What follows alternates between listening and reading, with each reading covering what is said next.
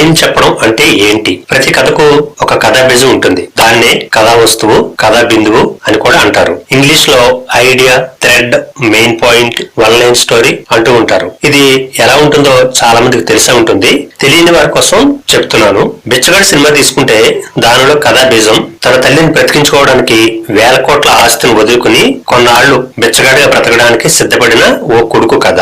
రోబోలో కథా బీజం తీసుకుంటే తాను సృష్టించిన ఒక రోబో తనకే శత్రువుగా మారడంతో పాటు ఆ రోబో వల్ల సమాజానికి కూడా ప్రమాదం ఉంది అని అర్థమైన హీరో దానిని పనికిరాకుండా చేయడానికి చేసే పోరాటం. అలాగే తండ్రి చేత పనికిరాని వాడిగా ఎప్పుడూ తిట్లు తినే మధ్యతరగతి వాడైనటువంటి హీరోకి సడన్ గా తన కోటీశ్వరుడిని అని తెలిసి ఏం చేశాడు, చివరకు తన సొంత ఇంటికి ఎలా చేరుకున్నాడు అన్నది అలవైకుంఠపురంలోని కథా వస్తువు. ఇదే ఆన్లైన్ స్టోరీ. స్క్రీన్ ప్లే రాసిన తర్వాత డైలాగ్స్ రాసుకోవచ్చా? చాలా మందికి అసలు స్క్రీన్ ప్లే అంటే ఏంటో తెలియనే తెలీదు. అయినా స్టోరీలు రాసేస్తూ ఉంటారు. స్క్రీన్ ప్లే అనేది స్టోరీలో చిట్ట చివరి స్టెప్. ఒక స్టోరీకి స్క్రీన్ ప్లే రాయగానే అది షూటింగ్ స్క్రిప్ట్ గా మారిపోతుంది. దాని తర్వాత డైరెక్ట్ గా షూటింగ్ కి వెళ్లిపోవడమే. అదీ కాక స్క్రీన్ ప్లే లో షార్ట్స్ ఎలా తీయాలి అనేది వ్రాసుకోవడం జరుగుతుంది. అలా వ్రాసుకోవాలంటే దానికి ముందు డైలాగ్స్ కావాలి. కాబట్టి ముందు డైలాగ్స్ వ్రాసి తర్వాత దానికి స్క్రీన్ ప్లే రాయాల్సి ఉంటుంది.